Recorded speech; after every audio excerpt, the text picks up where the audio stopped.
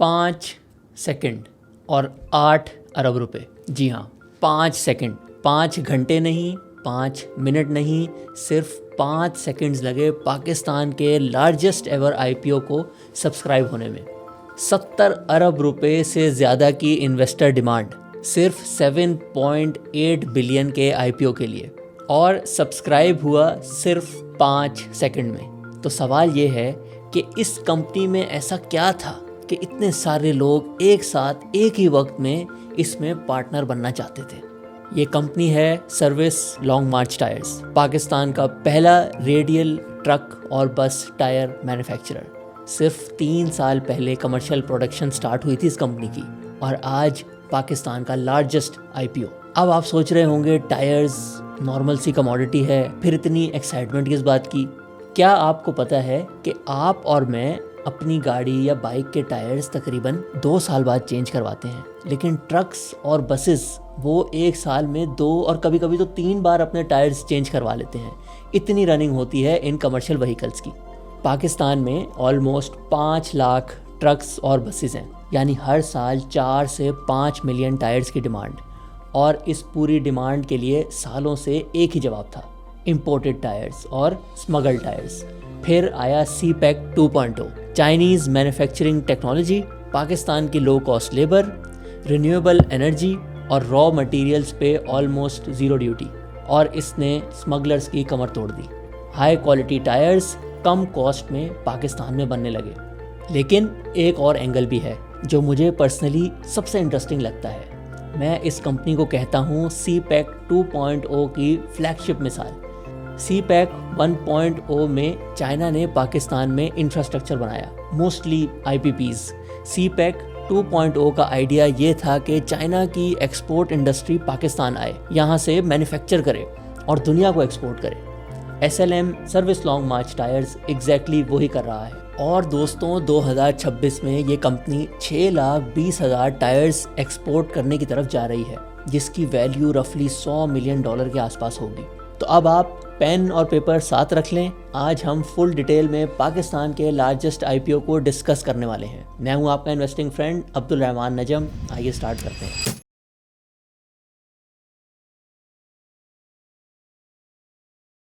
Service long मार्च tyre की economic feasibility आपको पता है किसने बनाई? प्रेसिडेंट डोनाल्ड ट्रंप ने। जी हाँ, सर्विस लॉन्ग मार्च टायर्स की स्टोरी असल में 2017 से शुरू होती है। आपको याद होगा डोनाल्ड ट्रंप के पहले टेन्योर में USA ने चाइनीज़ एक्सपोर्ट्स पर एग्रेसिव एंटी डंपिंग ड्यूटीज़ लगानी शुरू कर दी। इस वजह से चाइनीज़ मैन्युफैक्चरर्स के लिए चाइना से डायरेक्ट एक्सपोर्ट्स करना महंगा होता गया। और इसी पीरियड में दुनिया भर की बहुत सी चाइनीज़ कंपनीज़ ने एक स्ट्रेटजी अडॉप्ट की जिसका नाम था China+1, यानी चाइना के अलावा किसी और मुल्क में मैन्युफैक्चरिंग बेस इस्टेब्लिश करना। इसी बैकड्रॉप में चाइना की one of the leading truck and बस रेडियल टायर मैन्युफैक्चरर लॉन्ग मार्च ने सर्विस इंडस्ट्रीज़ के साथ जॉइंट वेंचर साइन कर लिया और पाकिस्तान में सर्विस लॉन्ग मार्च टायर्स का सफ़र शुरू हुआ। मार्च 2022 में कमर्शियल प्रोडक्शन स्टार्ट हुई और कंपनी की इनिशियल कैपेसिटी 7,40,000 टायर्स थी। स्ट्रेटजी शुरू से ही एक्सपोर्ट लेड थी। FY23 में 1,35,000 टायर्स एक्सपोर्ट किए। FY24 में ये नंबर बढ़ के 3,27,000 तक पहुंच गया। FY25 में 4,34,000 और FY26 के सिर्फ फर्स्ट हाफ में अराउंड 3 लाख टायर्स एक्सपोर्ट किए गए। डिमांड को देखते हुए कंपनी ने कंटिन्यूसली एक्सपेंशंस की। कैपेसिटी शुरू में 7,40,000 टायर्स की थी एक साल में, और बढ़ते बढ़ते ये 16 लाख टायर्स तक पहुंच गई, जिसके लिए तकरीबन कंपनी ने टोटल ₹30 बिलियन की इन्वेस्टमेंट की। स्केल के साथ प्रोडक्शन कॉस्ट पर टायर कम होती गई और इस पॉइंट पर आकर मैनेजमेंट ने लोकल मार्केट को एग्रेसिवली टारगेट करना शुरू किया, क्योंकि लोकल मार्केट में स्मगल्ड और अंडर इनवॉइस टायर्स से मुकाबला करना था। अब यहाँ एक और इम्पॉर्टेंट कॉन्सेप्ट समझना ज़रूरी है। ट्रक टायर्स 2 मेजर कैटेगरीज में आते हैं, बायास टायर्स और radial tyres. Radial tyres premium category में काउंट किए जाते हैं। इनकी ड्यूरेबिलिटी बेहतर होती है, इनको यूज़ करने से ट्रक्स की फ्यूल एफिशिएंसी भी इम्प्रूव हो जाती है, लोड कैरिंग कैपेसिटी भी ज़्यादा होती है और टायर लाइफ भी लंबी होती है। इसीलिए दुनिया भर में ट्रांसपोर्ट इंडस्ट्री ग्रेजुअली अब बायास टायर्स से रेडियल टायर्स की तरफ शिफ्ट कर रही है। ये एक बेहतर टेक्नोलॉजी है। अब आते हैं स्मगलिंग वाले सवाल पर, जो यकीनन आपके दिमाग में भी आ रहा होगा कि स्मगलर्स और अंडर इन्वॉइस्ड इंपोर्ट से ये कंपनी कैसे compete कर लेती है। और ऑनेस्टली जब मैंने पहली दफ़ा ये बिज़नेस देखा था तो मेरा पहला सवाल भी यही था। स्मगल टायर्स जो हैं वो सेल्स टैक्स भी नहीं देते, ड्यूटी भी अवॉइड कर लेते हैं, तो फिर SLM उनके साथ कैसे compete कर सकता है, compete भी कर लेता है और उसके साथ इतना अच्छा प्रॉफिट भी कैसे कमा लेता है। एक्सपोर्ट्स का बिज़नेस तो समझ आ रहा था कि वहाँ पे स्मगलर से आप compete नहीं कर रहे होते, लेकिन लोकल मार्केट के इकोनॉमिक्स मेरे लिए भी एक शॉक था। रियलिटी ये है कि स्मगलिंग की भी अपनी एक कॉस्ट होती है, एक्स्ट्रा फ्रेट, क्योंकि आपको घुमा घुमा के प्रोडक्ट डिफरेंट लोकेशन से पाकिस्तान में लाना पड़ता है, बॉर्डर मूवमेंट और हर स्टेज पर एडिशनल कॉस्ट। दूसरी तरफ SLM के पास है सुपीरियर चाइनीज़ मैन्युफैक्चरिंग टेक्नोलॉजी जो कि लो कॉस्ट है, साथ में पाकिस्तान की relatively low cost labour, renewable energy और रॉ मटेरियल्स पर कंपैरेटिवली ऑलमोस्ट ज़ीरो ड्यूटी। मिसाल के तौर पर नेचुरल रबर और सिंथेटिक रबर पर इंपोर्ट ड्यूटी ऑलमोस्ट ज़ीरो है, और यही दो मेन रॉ मटेरियल्स हैं इस इंडस्ट्री के। मार्केट सर्वे की बात करें तो पाकिस्तान का most used radial tyre size R20 imported brands में अराउंड 1.5 लाख से 1,60,000 पर पेयर मिल जाता है, जबकि SLM का पेयर टायर अप्रॉक्सीमेटली 1,40,000 से 1,45,000 की प्राइस रेंज में है। सबसे इम्पॉर्टेंट बात यह है कि इंपोर्टेड स्मगल टायर्स में से बहुत से बायास टायर्स होते हैं, जबकि SLM all steel radial tyres manufacture करती है और साथ वारंटी भी प्रोवाइड करती है। यानी ट्रांसपोर्टर जो कि ख़ुद एक बिजनेसमैन होता है, उसको ऑलमोस्ट सेम प्राइस रेंज में बेहतर टेक्नोलॉजी, वारंटी और रिलायबल अवेलेबिलिटी मिल रही है। इसी वजह से कंपनी ने सिर्फ 3 साल में domestic truck bus radial market का अराउंड 43% शेयर कैप्चर करने में कामयाब हो गई है। अब बात करते हैं बिजनेस के सबसे इम्पॉर्टेंट मैट्रिक यानी ROIC की। दिसंबर 2025 तक कंपनी ने अप्रॉक्सीमेटली 30 बिलियन अपनी प्रॉपर्टी, प्लांट और जो 1.6 मिलियन टायर्स की एनुअल कैपेसिटी वाला प्लांट है उसमें इन्वेस्ट किए हैं। क्योंकि कुछ इन्वेस्टमेंट उस वक्त भी की गई थी जब डॉलर जो है 160 रुपये का होता था, तो ये डॉलर्स में टोटल इन्वेस्टमेंट रफली $150 मिलियन बन जाती है। इस इन्वेस्टेड कैपिटल के अगेंस्ट कंपनी रफली 1.5 मिलियन टायर्स बेचकर और हर टायर पर तकरीबन 7,000 का प्रॉफिट कमाकर एक साल में एनुअल प्रॉफिट रफली 9 से 10 अरब रुपए कमा लेती है, जिससे ROIC अराउंड 20 से 22% डॉलराइज्ड की रेंज में बन जाता है, जो किसी भी हैवी इंडस्ट्रियल मैन्युफैक्चरिंग बिजनेस के लिए काफ़ी स्ट्रॉन्ग है। दिसंबर 2026 तक कंपनी कैपेसिटी को 1.6 मिलियन टायर्स से 2 मिलियन टायर्स तक ले जा रही है, जिसके लिए एडिशनल इन्वेस्टमेंट जो है वो तकरीबन 10 अरब रुपए की जा रही है। एक रीज़न इस अच्छे ROIC का ये भी है कि company Nooriabad special economic zone में लोकेटेड है, जहां 2032 तक इनकम टैक्स एग्जेम्पशंस अवेलेबल हैं। अब बात करते हैं IPO प्राइस की, अट्रैक्टिव है या ज़्यादा है, और साथ ही 2027 SLM के प्रॉफिट्स के लिए कैसा लग रहा है। इससे पहले मैं आपको एक इम्पॉर्टेंट बात बताना चाहता हूँ। रीसेंट वॉर में PSX की करेक्शन के बाद उन तमाम लोगों के लिए जिन्होंने किसी भी वजह से PSX की 2024 या फिर 2025 की जर्नी मिस कर दी थी, उनके लिए एक सिमिलर अपॉर्चुनिटी क्रिएट हो रही है। और इस एस्पेक्ट को हमने फुल डिटेल में एक्सप्लेन किया है कि कैसे हिस्ट्री बताती है कि ऑयल शॉक्स के टाइम पे PSX में इन्वेस्टमेंट करना नेक्स्ट फ्यू ईयर्स में कितने अच्छे रिजल्ट्स दे सकती है।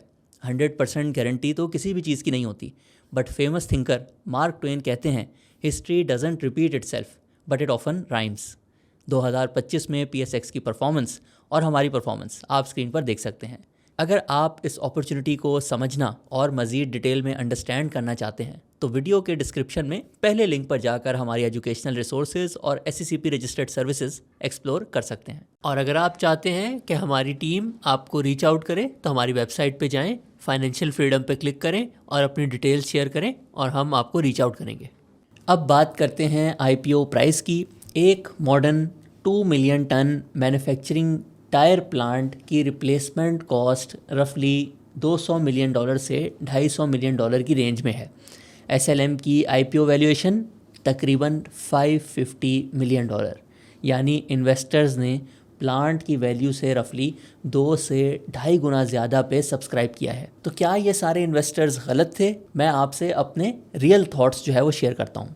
ROIC 22 से 25% की रेंज में है इस बिज़नेस का। सीधी बात यह है कि ROIC तो बहुत अट्रैक्टिव है, लेकिन ROIC तो कॉस्ट ऑफ इन्वेस्टमेंट पे कैलकुलेट किया जाता है, और यहाँ कॉस्ट और प्राइस का जो रेशो है वो ऑलमोस्ट 2 से 2.5 टाइम्स है। ऐसी सिचुएशन में आप असल में प्रीमियम इसलिए पे कर रहे होते हैं कि ये बिज़नेस का ROIC जो है वो काफ़ी ज़्यादा अट्रैक्टिव है। तो अगर आज मैं प्रीमियम पे कर रहा हूँ तो जो फ्यूचर का ROIC इतना अट्रैक्टिव है उसका मुझे जो है कॉस्ट प्राइस के हिसाब से फ़ायदा होगा। और जैसे जैसे कंपनी एक्सपेंशंस करती रहेगी उससे जो हाई ROIC जनरेट होगा उसका मैं पहले से ही पार्टनर बना हूँगा। ये लॉजिक होती है एक हाई ROIC बिज़नेस में प्रीमियम पे करके लॉन्ग टर्म पार्टनर बनने की। टायर मैन्युफैक्चरिंग एक एनर्जी इंटेंसिव बिजनेस है, बिजली एक मेजर कॉस्ट है, और SLM ने एग्रेसिवली रिन्यूएबल एनर्जी में इन्वेस्ट किया है, जिसमें 7.5 मेगावाट विंड टरबाइन भी शामिल है।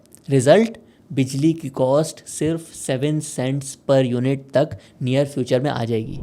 अब 2027 की आउटलुक को नंबर्स में देखते हैं। अगर कंपनी की कैपेसिटी 2 मिलियन ट्रक एंड बस रेडियल टायर्स तक पहुंच जाती है 2026 के आखिर तक, और रफली 55% लोकल और 45% एक्सपोर्ट सेल्स मिक्स अज्यूम किया जाए, तो 2027 में टोटल रेवेन्यू अप्रॉक्सीमेटली 85 से 87 बिलियन रुपीस तक बन सकता है। इस रेवेन्यू बेस पर ग्रॉस प्रॉफिट रफली 21 से 22 अरब रुपए एक्सपेक्टेड है। डिस्ट्रीब्यूशन और एडमिन एक्सपेंसेस सेल्स के कंपैरिजन में कंट्रोल नज़र आती हैं। और डिस्पाइट ये एक मैन्युफैक्चरिंग बिजनेस है जो कि कैपिटल इंटेंसिव नेचर का होता है, फाइनेंस कॉस्ट भी मैनेजेबल लेवल पर रह सकती हैं, जिसका एक रीज़न ये भी है कि कंपनी ने LTFF और एक्सपोर्ट्स के लिए जो 4.5% पे इंटरेस्ट फाइनेंसिंग मिल रही है वो अवेल कर रहे हैं। रिजल्टेंटली 2027 में कंपनी का प्रोजेक्टेड प्रॉफिट आफ्टर टैक्स रफली 16 to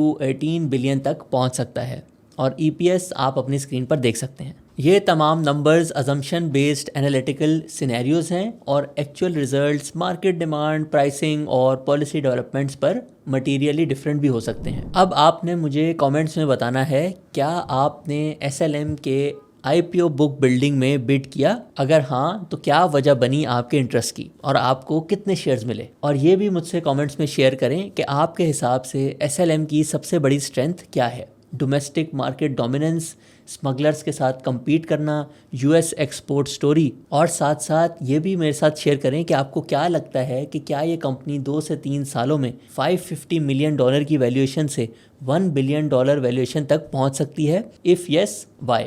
Full disclaimer, this is not financial advice. Please consult your financial advisor before making any investment decision. First understand, then verify and then invest.